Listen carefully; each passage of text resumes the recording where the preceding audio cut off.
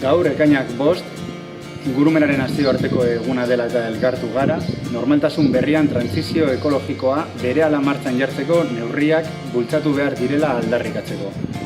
Itxialdiko hausnarketak aintzat hartu eta zenolako herria nahi dugun irudikatzeko balio behar digute. Alde batetik, egoera hontara ekarri gaituzten abantzadako pilaketen getxori lotuta jarraitu, edo bizitza erdigunean jarriko duen hiri eredu berri bati bideak irekitzeko. Baina aldaketa ez da bakarrik etorriko. Atzo bertan, autobia berriaren lizitazioa onartu zen. Tunelak ez gaitu norabide zuzenean jartzen. Garraio pribatua lehenesten duen enean. Prokastinazioa da, arazoa denboran luzatzea. Makroproiektu, plan, hauen atzean dagoen eskema gainditu behar dugu behingoz.